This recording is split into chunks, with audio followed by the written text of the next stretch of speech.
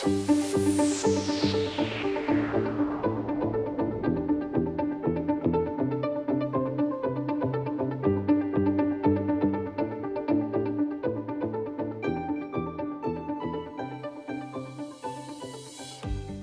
Hello and welcome. Thank you for joining us here with integrated solutions from Spaulding Ridge, connected planning for sales and finance.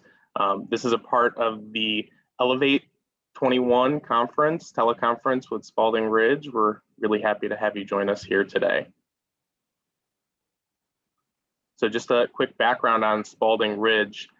Really our focus is best-in-cloud solutions through the lens of the Office of Finance, right? So it's important for us to help finance gain control, increase productivity throughout the organization, especially in sales, and also connect sales and finance through operations, integrations, and an approach that really unifies these departments within organizations. So by way of introduction, I'm Eric Jacobson, a director here in our integrated solutions practice. It's really specializing in sales operations and revenue operations functionalities, quote to cash evangelist, meaning, I really focus on everything from sales into finance, which is, important for recurring billing processes for subscription firms. I've been at Spaulding Ridge for over 2 years and really happy to have Alyssa join us as well. Hi, I'm Alyssa Freilich. I am a manager here at Spaulding Ridge, also been with the company for over 2 years. I am a finance subject matter expert and also work with sales operations quite a bit. I am a master Anaplanner, and I have been working with a lot of clients across the subscription and SaaS space and really taken a great interest in understanding how we can provide better solutions and better integrated solutions to help you guys within those businesses. Thanks, Alyssa. So one of the things that we quite often see in our technologies that we support, on the CRM side, Salesforce is very common, and financial planning side, Anaplan is very common as well. And one of the things that we are observing with a lot of our clients is there's a disconnect, right? The data that comes out of CRM, and in this example, Salesforce, is opportunity and deal level data, accounts and contacts. There's not a lot of granularity in how products are being sold, when they're being sold, when is revenue actually falling, for us.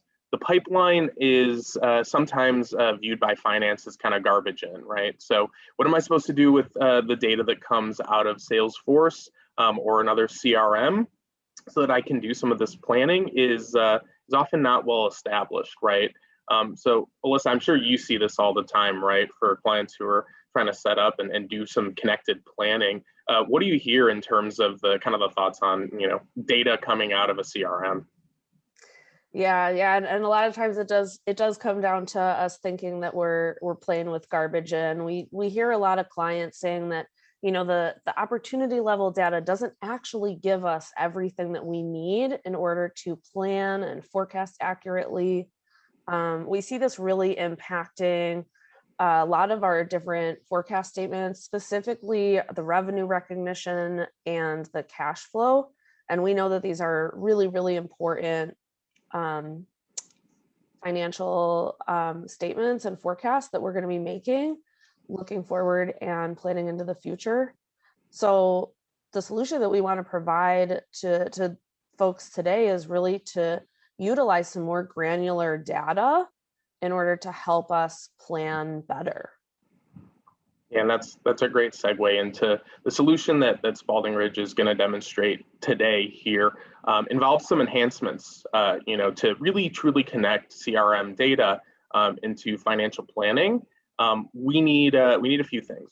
First, we need governance in data and process on the front end, right? So you can see the puzzle pieces start to come together when you have better details around your products and their pricing details. When you're able to integrate that into the proposals and contracts that you're sending with clients, this enables sales to actually give better data to the CRM system, right? So my pipeline is something that I'm actually a little bit more excited to look at here.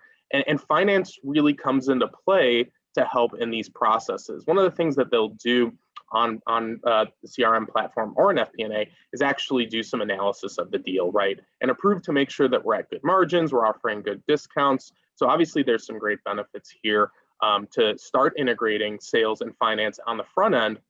But then what happens with that robust deal pipeline that I've formulated out of my CRM?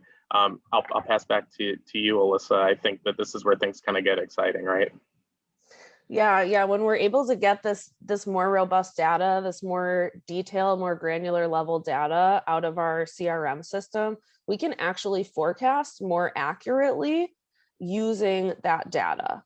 And where we see this really come into play with subscription and with SaaS companies, right, is when we start talking about licensing within the deals. Super relevant for subscription companies and SaaS companies, and using a different level of data, something that's more detailed, more granular, is going to really allow our forecasting for revenue and for cash to be aligned with what your customer-facing sales folks are planning for and the offers that they're giving out to try to win more deals. Absolutely. Let's talk more about some of those efficiencies that are gained when you truly connect the front and back office and you can represent pipeline at this granular level of product. You're really improving accuracy, right? So if you integrate your CRM like Salesforce and FP&A like Anaplan at the product level, then you have better insight into these forecasts, right? We're seeing significant improvements in accuracy for a lot of our client partners here, sometimes over 60% in better kind of accuracy month over month in their cash and revenue forecasts. I already kind of alluded to it, but establishing a process like this in data at the product level allows for sales to actually do a lot more in terms of winning and moving faster through sales cycles, right? It's easier for them to generate a proposal or a contract when they have a tool that enables some governance and automates the level of discounting that would be pre-approved, or give them notifications on when they need to go to approval, maybe up to executives. And if they have that information, they can generally quote faster and at better margins for your business. So there's a lot of efficiencies gained with a solution like we're about to present here. But I think diving into the reporting, right, and recurring revenue metrics is an important piece to talk about as well.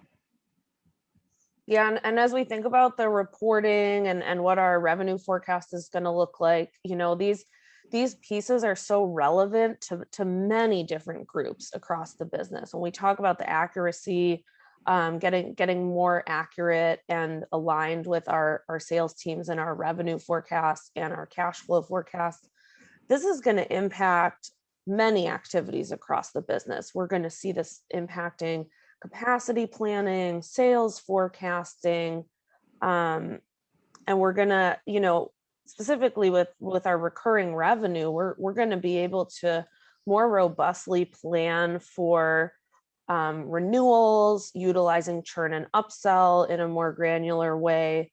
And really, we're gonna be able to give this better data to our sales team and to our finance team so that they can work together in utilizing this data that already exists in our CRM platform. Having some confidence, I think, in those reports is huge, right? I mean, if you need to report back to your shareholders and stakeholders, whether they be public or private, and being able to say, hey, I'm really confident in this level of detail I have in my pipeline and when I'm going to close this business and, when the revenue is going to come from this business, executive level decisions are really empowered, right? So if you have to think about, okay, I want to hire a larger workforce, I want to acquire another firm, you're going to want to know in very great detail what your pipeline looks like to support some of these investments that you want to make in your business. So we see a lot of value for executives, that are kind of looking to finance and saying, hey, tell me what I'm going to do, next year or in 2 years, right? And tell me the cash flow to support some of the initiatives that we're going forward with. right? This is where we see a lot of, you know, kind of the bang for your buck, so to say, and integrating, you know, CRM and FP&A. So really excited to show you what this looks like. Again, this is going to be an integrated demonstration between Salesforce and Anaplan. So we will pull that up. So you can see now I'm here in Salesforce. I'm looking at an opportunity. So we kind of alluded to this before. The level of granularity in my opportunity level data it's helpful, but it might not be the level of detail that we need. So let's go through this example here. I have an opportunity with Acme Corp. I'm forecasting it at 90% probability. So we're in final stages of negotiation here, getting ready for a sign off. And you know what I'm thinking is that this deal is going to be worth $222,000 and change, right? So if I'm thinking about from a finance perspective, well, how do I forecast against this? Maybe this is a year-long deal. So what do? I think, okay, in each quarter, if I'm billing this client quarterly, I'm gonna be billing them $50,000, invoicing them $50,000, and then if I have my payment terms, I set up 30 days, net 30. Then I'll be getting cash, I'll be getting $50,000 in cash, from my client by, if we start in the first day of August, if we're closing in the last day of July, right, then that means that I'm going to get paid before the end of the year, right? And I'm expecting to get $50,000 in cash before the end of the year. So that's an assumption that finance might be making with this level of detail that they have at the opportunity, right? But let's take a look at this quote. This quote is where we get into Salesforce CPQ, which is part of the Revenue Cloud offering that Salesforce has. So let me take a more granular look at my products here. This is going to give me a little bit more information, and I might see some surprises that I really wasn't expecting from the finance side of the house, right? So it looks like my sales rep here is getting kind of creative in how they win this deal, right? And they've talked to their client, they've negotiated a bit. And this client, Acme, has a pretty well-established history and has a lot of data that they're going to need to transform as they go live with their new software solution that they're purchasing. And what's happening is, in part of this negotiation, our sales rep here said, look, you're going to be implementing our software for 9 months, right? And I'm hoping that we could get an investment for you guys and earn your business in that time, but I'm not going to give you the full licenses until you're done with your implementation and you're ready to go, right? So this helps keep your costs low until you're really using our software to the full extent. And I'm actually going to give you a discount as you ramp up a little bit more. So this financial picture in terms of forecasting is very different from the opportunity level data. I'm projecting only $25,000 in that first quarter of the deal. And half of the revenue that I was anticipating from this opportunity is actually coming only in the fourth quarter. So if I'm trying to plan for cash and saying, well, I'm going to get paid, a quarter of the deal, it's actually literally only an eighth of the value of the total opportunity that I'm going to be getting before the end of the year. And then the rest of the cash from this deal comes in the following calendar year. So if I didn't have this level of granular data, I wouldn't be able to project that, but I also might not have been able to win this deal if I didn't have sales have the ability to say, let me offer you a ramped software and license approach here over time so that you can track and protect your spend, Mr. Customer at Acme, that I'm trying to win business from, right? And again, applying a discount over time as well. It can be very hard to track this level of detail just from the opportunity. So just another example of how sales might be structuring a deal like this. We also have the ability to go and look at a month over month approach here. So I'm going to show you what it's like to add one of these products here. I'm going to select my monthly frequency. And without doing much at all, I'm able to see that I can also project and make updates to my ramping details and quantities and discounts month over month. So I can get very creative here as a sales rep and how I want to structure my deal, have this all feed approvals and contracts in a very out of the box and robust way here. So, as a sales rep, I'm really happy. It's like, I'm going to win more business with this ability to get very granular in my ramping software agreements. But finance is probably thinking, oh my gosh, this is going to be a nightmare for me to try to track now that we have this new selling initiative, right?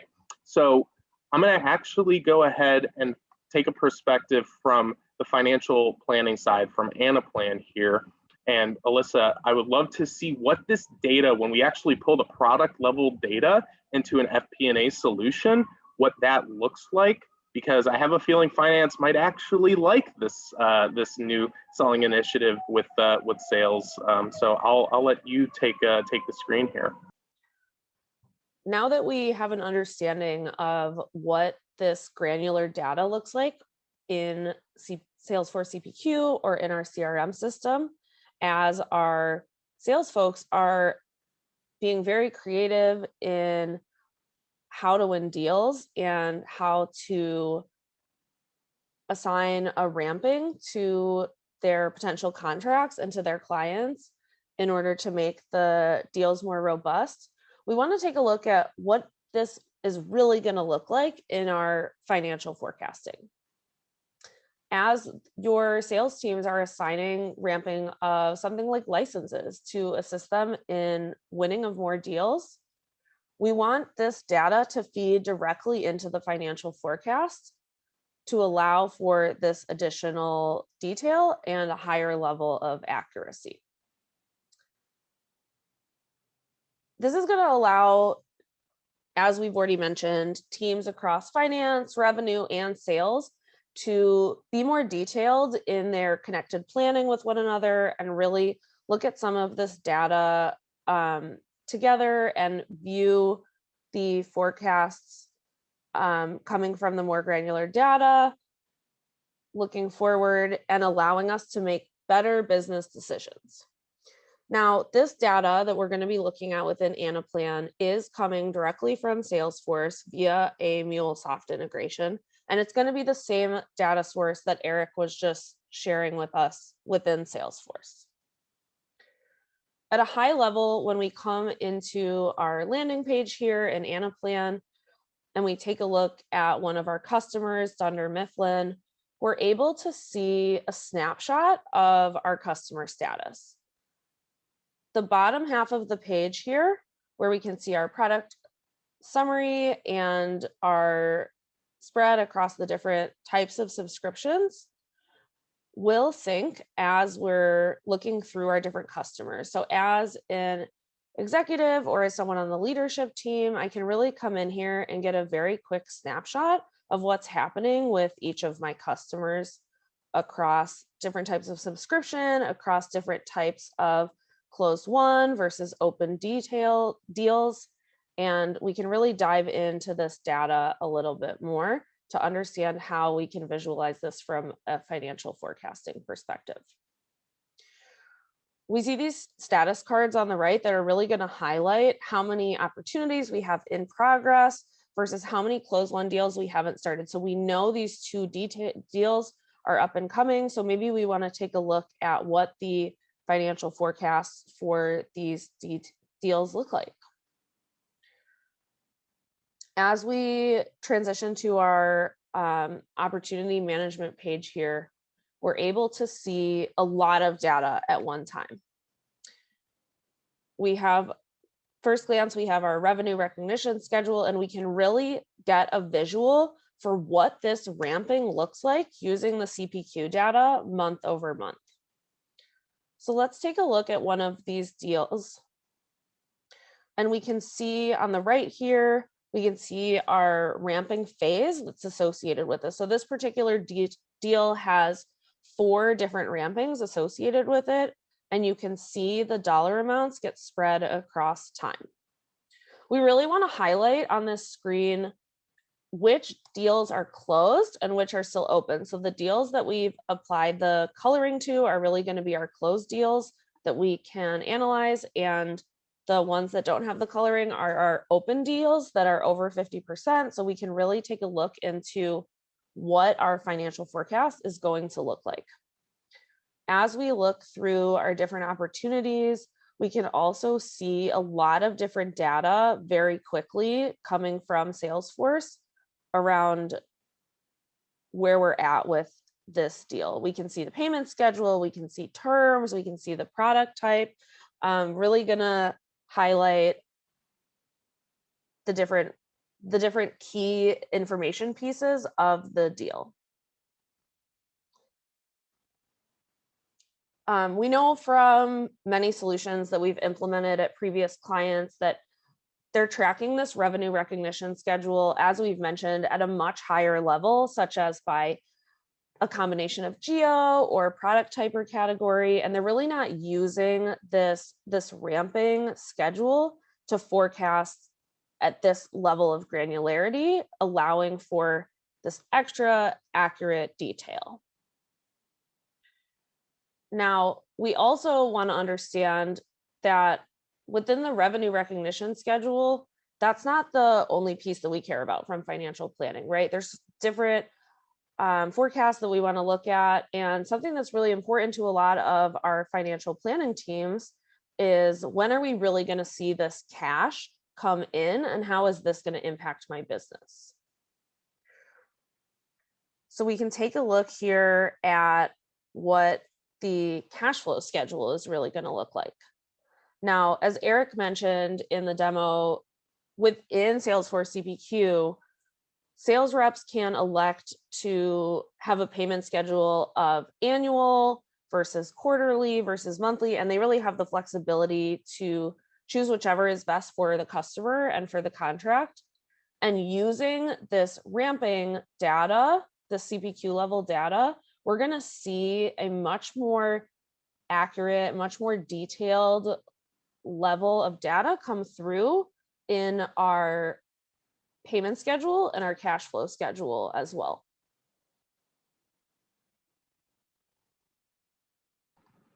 As you can see,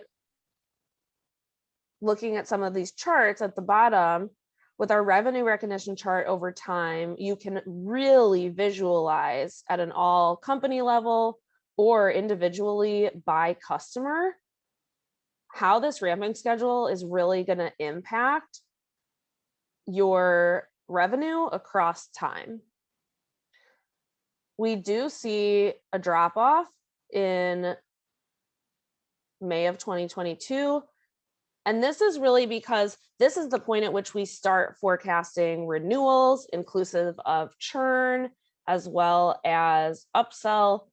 And this can easily be layered in to a financial forecast in Anaplan using this more granular level of data and understanding things like if we're going to continue to ramp the deal or if we've hit our max capacity. And those are things that we can plan for very easily within Anaplan. From a cash flow perspective, we see a slightly different picture because we know, as previously mentioned, that some of our customers are going to be paying on a quarterly schedule versus an annual schedule. So the spikes that we see are often aligned with the time at which are going to be aligned with the time at which they're paying. This is really going to give us a better understanding of what's happening in the future. By looking at this cash flow schedule across time, we are allowing our financial planning teams and our budget owners to make more informed decisions around the cash that's coming in. By utilizing these connected planning abilities and integrated data coming through from Salesforce CPQ using MuleSoft, we're really allowing our teams across the business to make more informed business decisions and provide more insights by using this CPQ data. This is going to really help teams across finance and revenue, as well as sales leadership, sales operations, and your customer-facing sales teams, so that they can all see these wonderful benefits of using the extra level of detail in our planning. This is really exciting to see, Alyssa. I mean, how often do you see clients being able to see a full picture of revenue and cash right next to each other, especially with sales actually kind of not minding providing this level of granularity in the data that finance is asking for? I kind of feel like it's not often that sales and finance are kind of in harmony together, and this might be one of the best visuals I've seen to kind of demonstrate that harmony. Yeah, it's so, looking at how to plan with this more granular level of data and the insights it can really provide to these different teams to work together and plan better and know when this cash is coming in so that they can utilize the cash in the best way possible as soon as it's available is just so helpful from a planning perspective and can really make a huge impact on your business quarter over quarter and year over year. It's great. So really wanted to just say thank you to everyone for joining us today. We've provided our contact information here. Please reach out to us if you have questions about this solution and others. We're also excited to make this the beginning of a series where we plan on deploying more data out of Salesforce into Anaplan, such as billing data with the full Salesforce Revenue Cloud suite, as well as taxable details, everything from invoices to payments. And really, this is kind of just the beginning of transforming subscription and SaaS offerings with integrated solutions in CRM and FP&A. So thank you for joining us today, and looking forward to hearing from you all.